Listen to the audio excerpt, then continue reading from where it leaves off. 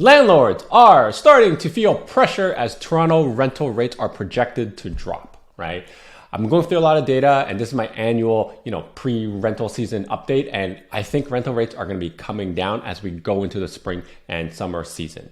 So make sure you stay tuned as I break down all the numbers I'm seeing, a little bit of why population is going to be a huge problem for us in the next few months. So make sure you stay tuned. Now, if you are looking for some help on how to navigate this real estate market and you want to work with myself and our team, you could book a call with me using a link that's on the screen. It's right here. It's www.chatwithzen.com. Simply click on a date and a time that works best for you. And then when you see the prompt, fill in your name, email, mobile phone number, and the question you have for me, and then we'll chat then. Good day, Toronto. Welcome to another episode of Prime Properties TV. My name is Zen, and if you're enjoying the content I'm putting out there, do me a favor and like and subscribe. So we have the annual rental update as I normally do, and this one is specifically going to be gearing towards the condo space in the GTA. And oh boy, are we experiencing quite some pain and probably some more pain in the coming few months, right? So what's happening right now is we're basically running up against a reduction in population growth, excess supply, and some troubling economic conditions that can get worse in the fall, right? So make sure you stay tuned for how crazy all of this is going to add up and some of the numbers and the rents that I'm seeing. So let's get started first with the population growth reduction, right? So the Liberals plan to reduce the population of temporary residents from their growth from 6.2% to 5% by 2027. Now, it really depends on how rapidly they plan to make this, but expect a 20% decrease in the population growth in that sense. Now, if you think about it, looking back, it's pretty ridiculous how last year in the summer we hit 40 million people, which was kind of like a yay Canada moment. And in less than 1 year, we got another million. So we're like 41 million right now. So it's pretty nuts. So for the record, that's like a 2.5% growth on the population. Now, if we reduce the temporary workers, which as you can see over here, which a lot of the population growth accounts for the temporary workers, and you expect the population growth to go from say 3% to sub 1% of the population, that's a pretty big amount. While that may not seem like much, 3% to 1%, let me put it in nominal terms for you, like actual numbers.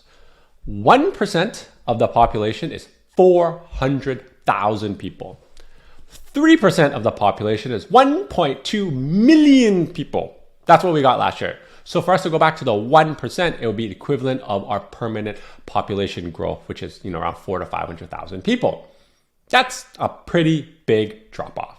Now, keep in mind, many permanent residents start as temporary residents, right? So think work visa, then go into like a permanent residency, right? So expect a pretty big swing in population growth as the temporary residents become permanent residents, which means no new growth in that sense. And we're not letting temporary workers in. Yeah, it's not gonna be good. So you can see currently our permanent resident applications on this chart here are down, right? They may be trying to bring it back within line of what we're supposed to get. And when you look at our student population, and a lot of it right now is from India, like I would say like 65% or so, it's shrinking. Whether that's because they don't want to come here anymore or some of the stuff that you see online, whatever, right? It is shrinking. So all these applications are coming down. So all of these things are pointing to our population growth slowing down, which may not be a bad thing as we're steering a little bit like anti-immigration right now because of all the infrastructure problems. Now, what I will say is that don't take that our population is shrinking. It's not. It's just not increasing as fast, meaning that the acceleration is decreasing. A good way to explain this is like, if you imagine our population growth was like a highway going at like 100 kilometers an hour at a max. It was going at like 150, right? It was breaking the speed limits. You're going to get impounded and everything. Now we're going back to like maybe 80 kilometers an hour. So like the population's still going to grow. It's just that, not as fast. And this is where the trouble comes in because right now we clearly have a lot of inventory in the rental space to clear out.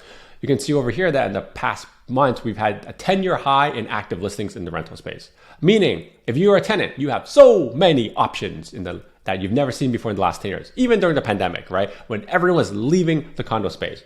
So put that like mindset into it. We have that much inventory.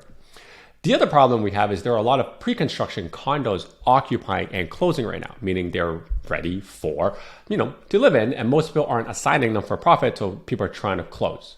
which kind of adds a really big supply when these things occupy or come online at the same time in a big building, which is like 400 plus units, right? And then all of them come online, so it becomes a rental, race to the bottom to prevent vacancy. Now, if you look at this one here, this is a building, that entertainment district that just closed recently. All of these one bedrooms I put over here, they are being rented for $2,100 and $2,200. Gone are the days where in the entertainment district, you can get $2,500 for a one bedroom, which is wild, right? And it's bring everything in that area down with it. It's nuts. That's how much supply there is. Granted, the upside is that if the rental market does improve, a lot of these buildings, because they just occupied, are not under rent control, meaning they could increase it past, the inflation that the government tells us, right? Or what the rental allowable limit is. But the other good thing is at least all this stuff got absorbed, even if it's cheaper, right?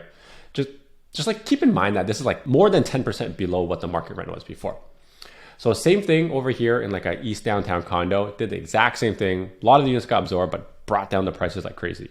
And this is why you can see in this chart that the average rents in Toronto are going down right now, which is actually quite rare. We haven't seen that in a very long time outside of the pandemic. It's because there's so much supply and the new pre-con units are forcing the prices down very aggressively right now to reduce the occupancy rent burn, which is very high now because of interest rates. And I talked about that before, the thing up here. And the vacancy rate, if you don't put a rental in it, is really bad. Now, when you look at the historic rental growth, you can see that, from 2021 to 2022 in this chart over here, we saw rent increase as much as 20%. And I would associate this with that 1.2 million people, population growth. Now that it's not looking and growing at that pace, I'm going to say no growth, or maybe at the best a tiny little bit if we do absorb it all. And I suspect this will continue to happen for the rest of the year as we continue to get large swaths of condo unit completions this year. And a lot of these are from like the 2017 and the 2018 sales. Now, as this continues, if demand remains quite weak from kind of like lower amount of immigration and population growth, and people right now are rooming together to save costs because we're in a really rough economic time, and I'm seeing a lot of this right now, it's not looking good, right? It's not looking good. Now, here's the silver lining, right? If you look at this chart over here, there's still enough demand to absorb a lot of these units, as you can see, because the months of inventory is pretty stable. It's just at what price, right? This is why I'm saying landlords are feeling pressure to drop the prices, right? And this is why I'll note in this chart over here that yes, months of inventory is coming down, which is good. It's like stable coming down. But the question is, will this keep up? And if it keeps up, are the landlords going to have pressure to drop their rents, right? I would say, good chance that we're going to have some turbulence, but, silver lining to all of this is that I think this is all just temporary, right? Because we have an abundance of supply, economics not great, and immigration slowing down, like, hitting from 150 to 80 kilometers an hour on the highway, right? So it's not that like it's going to be bad for a long time. It's just that it'll be bad temporarily. Because if you remember, we kind of had like a 10-year backed up supply problem for a while, and rental market has always been really like, low vacancy rates anyways. So I think the supply demand has just swung really hard in one direction. But once all that, increased inventory from the pre-con stuff comes online and it gets absorbed, it'll probably go back to norm, because at the end of the day, our vacancy rates are still below like 2 or 3% right now, which is very low.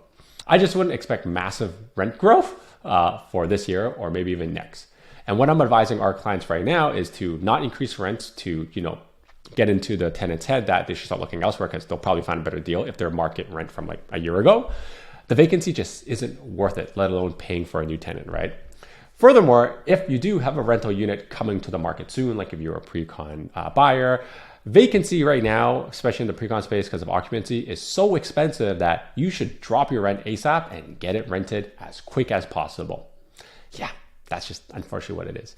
Anyways, I hope this gives you an update on to kind of what's happening in the rental market as we get ready for spring and summer, which tends to make up like 60-70% of the rental market for the year. So that, keeps you updated and you know how to navigate it. Now, if you are looking for some help on how to navigate the rest of your portfolio in 2024, or you want to work with our team and kind of talk about what you want to do for real estate in 2024, you can book a call with me using the link that's on the screen. That's right here. It's www.chatwithzen.com. Until next time, your move, your future. See ya. Now that you're done watching this one, how about this one or this one? You know what? Just watch them both.